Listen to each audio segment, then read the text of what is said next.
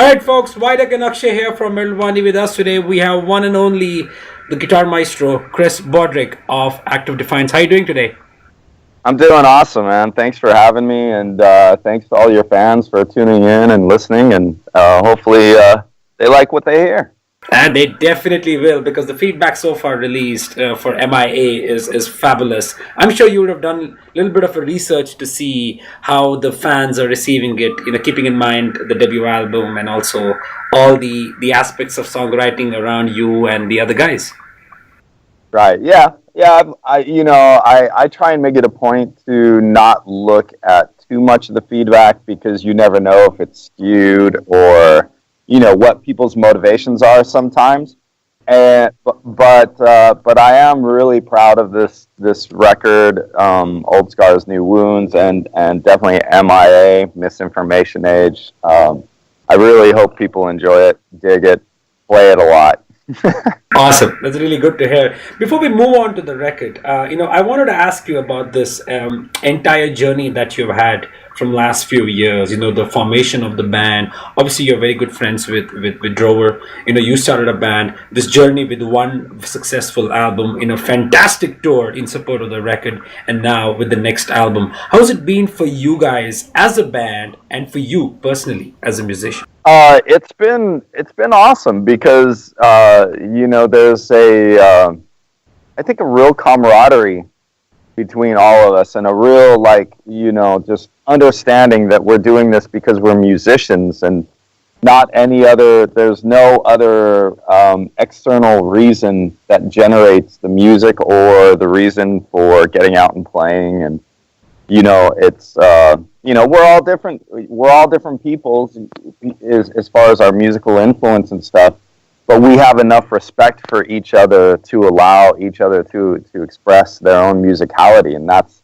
what I think is so great. And ultimately, I can tell you, during the recording process of Old Scars and New Wounds, there are times where we definitely have disagreements, but ultimately, when the final product comes out, you see that because there is a diverse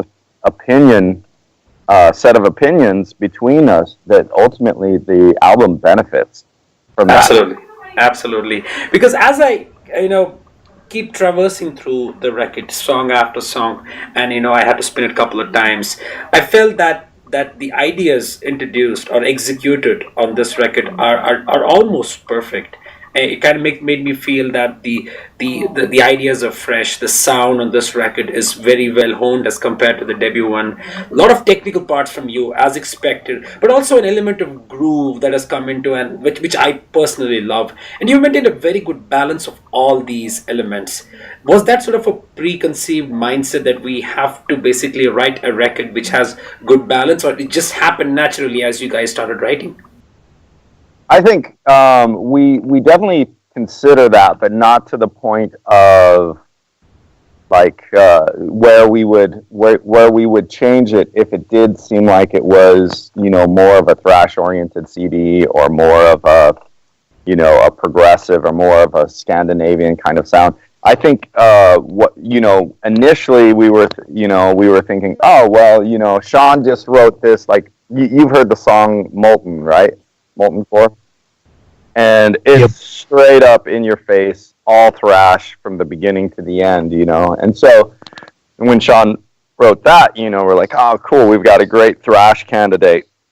And then we kind of just look at the different songs, and I think the main thing that we want is to make sure that we have something to represent a lot of the different bases of metal, but not necessarily to make sure that it was completely balanced, that we needed, so many of one type of song and so many type of the other. I think we knew we wanted some representation in there, but that's about it.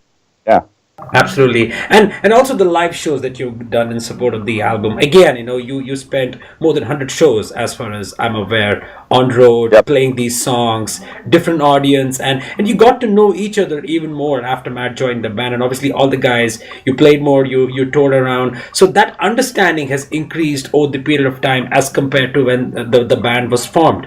So that would have given you an idea about what are the positives. Those fresh ideas would have come out of you guys. And and that we can hear right now on this album. Yes, yes.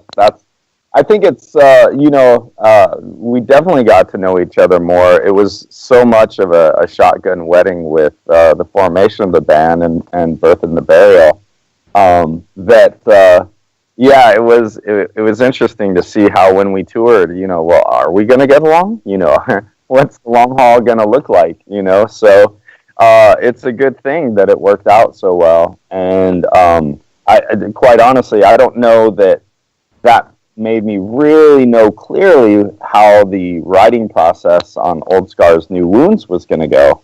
But with everybody's track records, with Matt being in Shadows Fall and having such a long history of great writing and good songs, and Henry, we had actually worked with on Birth and the Burial with his lyric writing content and stuff like that, and of course, he presented a really good song for Old Scars and New Wounds on the guitar, and so we made it a point to include that. And that ended up being, I think, a really great song, Overexposure. And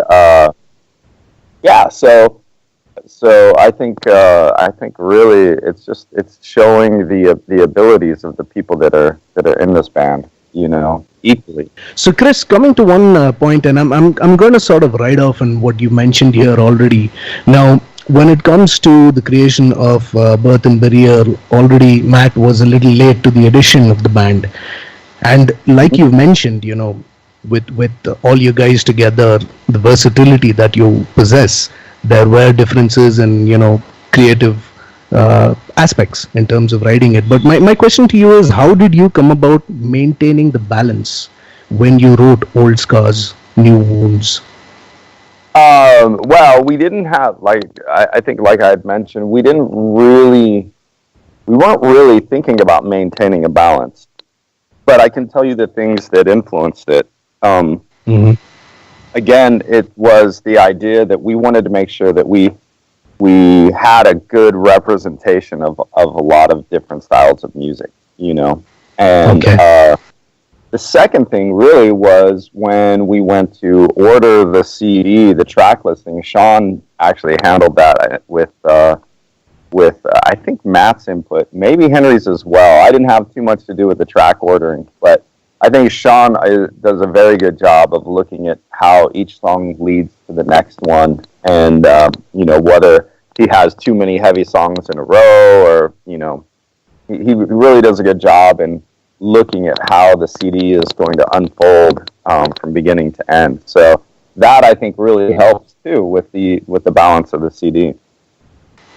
That's awesome to know. And Chris, you've also mentioned during the writing of the album that you wanted to tone down on the guitar leads, but what happened was the exact opposite. And you've also gone on to mention that there was a certain creation aspect. So what is new in the creation bag that brought about Old Scars and New Wounds? I think there were a few different techniques that I developed over the course of this that I hadn't been able to do quite as successfully before. One was the mixture of right-hand finger picking over octave dispersed arpeggios, and then sliding, building a melodic line on the highest note, and sliding in and out of those notes while arpeggiating octave dispersed arpeggios. And I got into using the tremolo bar, fluttering it on this new CD. Some more two-handed tapping stuff. I've got a lot more two-handed tapping stuff interspersed throughout my solos on this CD. So things of that nature kind of started to come to light, which was really good because it was funny because I had always wanted to do that. That was my kind of like, I want to develop these new techniques, but when it came time to write the solos, it wasn't a conscious effort at that time because I just felt so under the gun to try and get the solos written. But I'm just so glad that it was floating somewhere in my mind to have these ideas and concepts, that they did end up coming out and making it onto the solos. And so I think once that happened, it's like, okay, well, I have these new concepts, new ideas, and new techniques. Now I have to get to work practicing them so I can make them work, be able to play them. So that's kind of like what I'm referring to in those statements. Chris, you mentioned the point of the ordering, the arrangement of tracks, and that's the beauty, because I noticed the same during the birth and the burial as well. I have this tendency, because as a drummer, I felt that Drover has a very strong understanding of the flow to make sure that the listener doesn't get too attacked with a lot of faster stuff. There's a good balance of the melodic aspect to brutality and then coming back. So arrangement wise, it makes me feel that drummers like Mike Portnoy does the same. He used to do it for Dream Theater as well, and so does Drover now. So that aspect of it, you feel that as a fan, when you're going to listen to this record, you don't want to be blown away with the technicality and the brutality. Instead, have a good flow, and that's again makes me feel like this album is a journey as compared to individual songs. Right, yeah. I agree with that wholeheartedly. And I think any great CD or album really feels like that. Because I think that, when you pick up a CD or an album, you're looking at those musicians and how they felt at that time in their lives. You get that collection of songs that kind of represents what their general thoughts were in time. And I don't think a single song can do that. That's why I really like the idea of a whole song collection or album or whatever you want to call it. Lovely. That's fantastic. I want to put a light on this, the Conquering the Gods, or even the second half of Overexposure. The leads and the solos, the riffs are fabulous. They truly stand out by itself. What was the thought process you had while writing these? It's a typical Chris Broderick vibe over there. Oh, okay, yeah. It's funny because the solo for Overexposure, I wanted to keep fairly melodic and musical, and have it build towards the end. And it definitely did that. But what's funny is, I was thinking much more on the melodic end of things. And I had written the solo and sent it to Henry and said, "Hey, here's the solo on Overexposure. What do you think?" And he's like, "Oh, it'd be cool if you did something over the end of that transition back into the vocals, a little bit more like arpeggic or whatever." And I was like, "Oh, I can do that for sure." Because I thought for sure Henry would like just more melody. Henry is not so concerned about technicality or anything like that. So I was trying to keep it fairly mellow. And then when he said, "Yeah, maybe you should do an arpeggio," I was like, "Done, sold. I'll do it." And so that ending I wrote because kind of on Henry's recommendation to let's get a little bit more heat on the end here. So I was more than happy to do that. But one thing that I like doing when I write arpeggio sequences is I really like doing substitutions and playing around with a harmony, not just giving a harmony that might normally occur over the top of, a given rhythm. So I played around with that a lot, and did some cool secondary dominance and moves like that I love to do and sound really cool, and that's how it came about. And let's not forget that they sounded really awesome.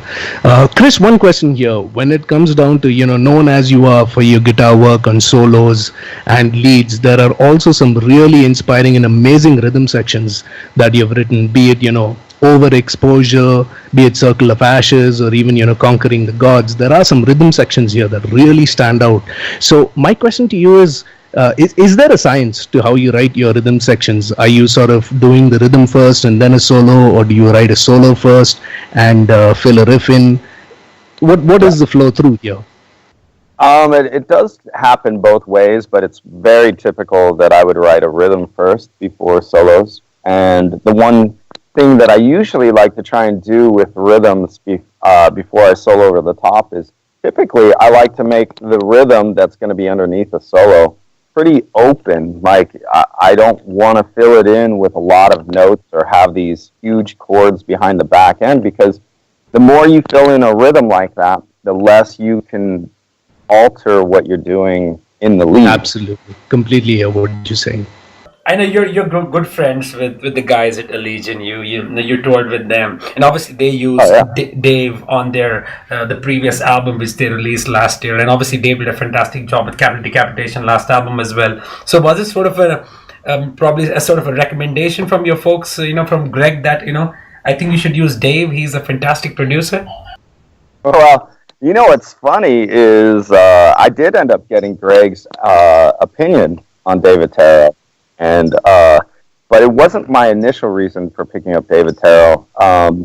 We initially were going to go with Chris Harris, but he told us that he might be so busy that he would have to push our release date and stuff like that. So we needed a backup plan to make sure that we could release the CD when we wanted to. So we started looking around at other players, and I remembered when Birth and the Burial came out, that the recent Cattle Decapitation was out at the same time, and I remember thinking to myself how good that CD sounded and how good.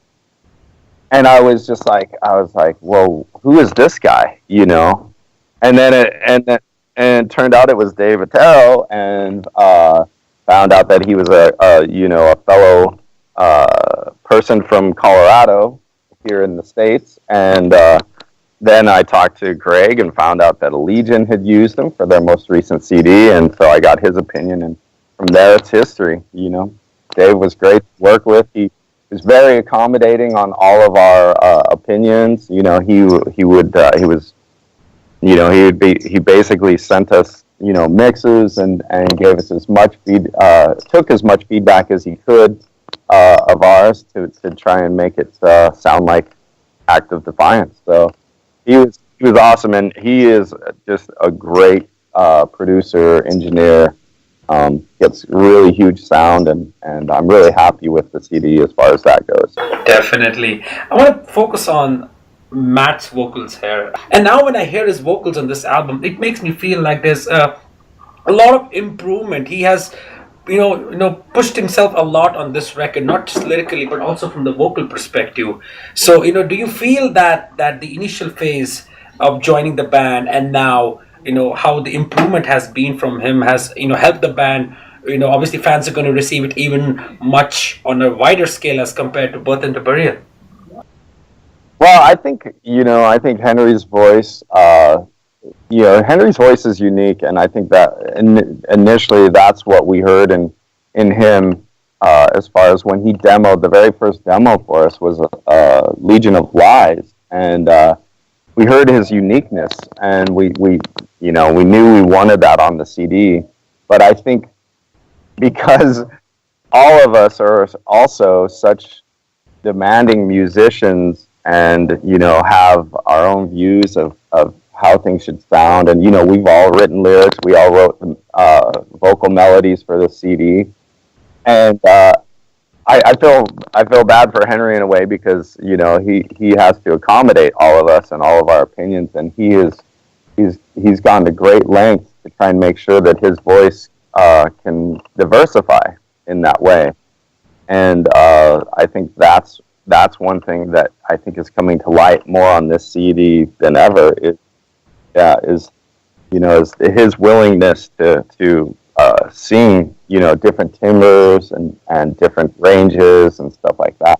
Cool, man. So to sum it up, if you have to conclude, or let me say, describe the sound of the record, Old Scars, New Wounds, in a sentence, what would you say? Wow.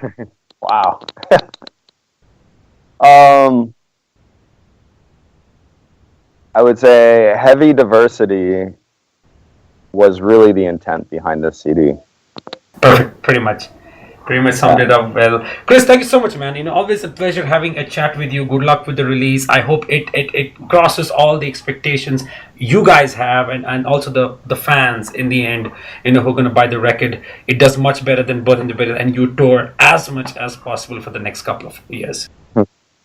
Thanks so much, Vitek. I really appreciate being on your show.